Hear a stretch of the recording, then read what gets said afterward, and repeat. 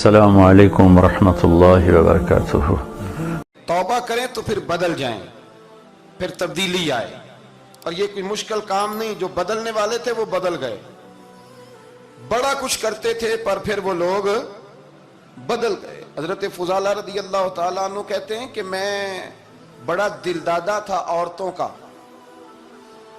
اور میرا ماحول یہ تھا کہ میں قتل بھی کر لیتا تھا، معاذ اللہ چوری بھی کر لیتا تھا، اور رات میری طبیعت تھی معاذ اللہ نئی سے نئی عورت کے پاس جانا۔ کہتے ہیں ابو جہل نے اعلان کیا کہ جو نبی پاک علیہ السلام کا سر اقدس معاذ اللہ کاٹ کے لائے گا، نقل کفر کفر نہ باشد، 100 سرخ اونٹ انعام ملے گا۔ تو میں نے ارادہ کر لیا کہ میں بہت سارا انعام حاصل کروں گا۔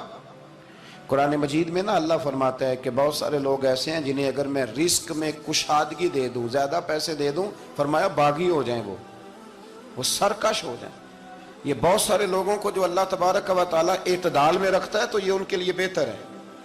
ہر بندہ دولت کے ہوتے ہوئے نیک ہو سکتا، تو یہ اللہ اگر رکھتا ہے نا اعتدال میں تو شکر کرے اللہ کا، ورنہ تو لوگ عیاشیاں کریں، پتہ نہیں کیا کچھ کر گزرے۔ تو حضرت فضالہ کہتے ہیں کہ میں نے خنجر تیار کیا اور میں نے بغل میں اس کو چھپایا، اوپر میں نے چادر اوڑھ لی۔ اب مجھے پتا تھا ظہر کی نماز کے بعد نبی پاک صلی اللہ علیہ وسلم طواف کعبہ کے لیے، بیت اللہ شریف کے طواف کے لیے جاتے ہیں۔ کہتے ہیں میں بھی اس طرف بڑھا، رستے میں نا وہ خاتون جس کے گھر میں نے رات آنا تھا، میں نے دروازے پہ دستک دی۔ میں نے کہا کہ تیار رہنا، تیار رہنا، آج میں بڑے پیسے لے کے آؤں گا۔ اسے میں نے یہ کہا اور پھر میں چلا گیا بیت اللہ شریف کا طواف کرنے۔ کہتے ہیں اللہ کے محبوب بھی طواف کر رہے تھے تو میں نے بھی طواف شروع کر دیا۔ ارادہ یہ تھا کہ جہاں نبی پاک علیہ السلام میرے قریب سے گزریں گے تو موقع پا کر میں حضور کے جسم اقدس پر خنجر کھونپ دوں گا اور معاذ اللہ شہید کر دوں گا۔ کہتے ہیں حضور ایک دفعہ بھی میرے پاس سے گزرے تو میں ہمت نہ کر سکا، دوسری دفعہ بھی پاس سے گزرے تو میں ہمت نہ کر سکا، تیسری دفعہ بھی گزرے تو میں ہمت۔ نبی کریم صلی اللہ علیہ وسلم 2-3 دفعہ گزرے تو فرماتے ہیں کہ مجھے موقع نہ ملا، اس لیے کہ حضور فرماتے ہیں اللہ نے روب کے ساتھ میری مدد فرمائی، دشمن پر میرا روب طاری ہو جاتا ہے۔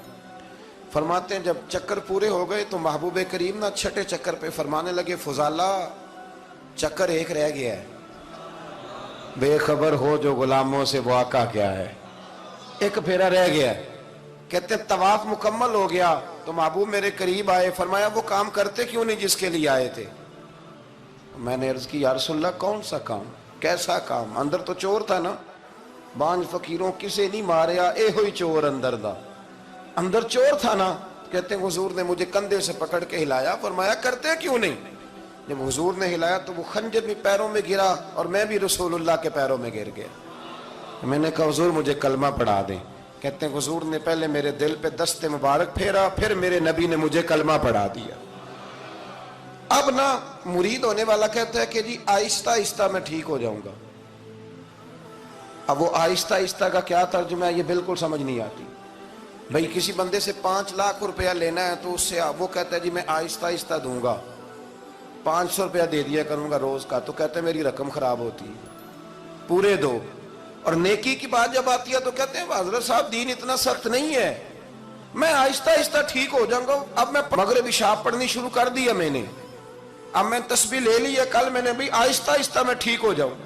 یعنی رقم لینی ہو تو وہ آہستہ آہستہ قبول نہیں ہے، لیکن اور مکان کی رجسٹری اگر کرانی ہو تو مالک مکان کہے کہ آہستہ آہستہ کرا لو، کہتے ہیں پیسے پورے دیے، سویرے چل اور بیان دے۔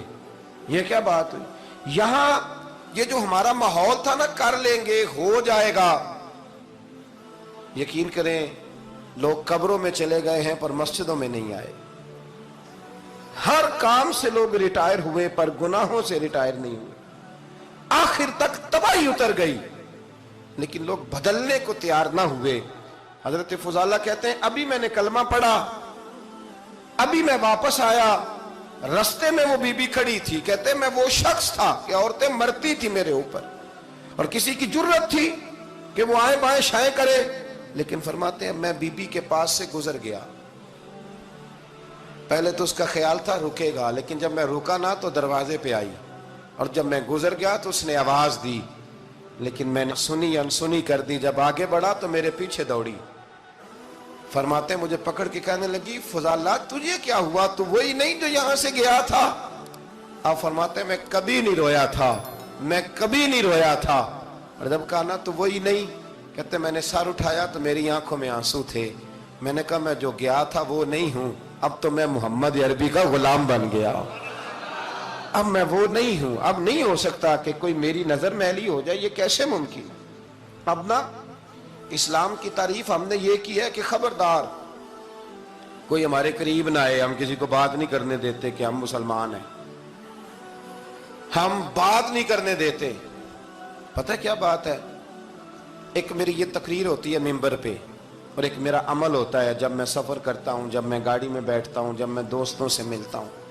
جب ان دونوں باتوں میں تضاد آتا ہے نا, تضاد, تو لوگ تقریر کو جذبات نہیں کہتے, ایک فن بن جاتی ہے تقریر.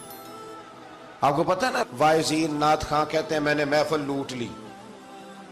پھر لوگ شمار کرتے ہیں کتنے لوگوں نے سبحان اللہ کہی. پھر لوگ شمار کرتے ہیں کہ آج 5 بندے روئے بھی تھے جب میں تقریر کر رہا تھا. تو پھر یہ فن ہے, یہ جذبات کا اظہار.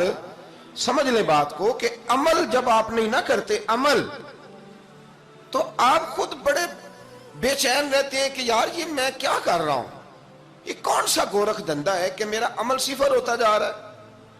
ہمارے ایک استاد تھے تو وہ فرمایا کرتے تھے کہ اگر پڑھے لکھے آدمی کو تم بے عمل دیکھو تو اس سے دور ہٹ جایا کرو, ورنہ تمہیں بھی بے عمل کر دے گا.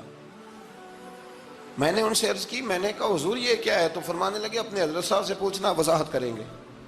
میں نے حضرت صاحب سے کہا جی عجیب بات کر دی ہے, علم والے بندے کے پاس بیٹھ کے تو علم آتا ہے.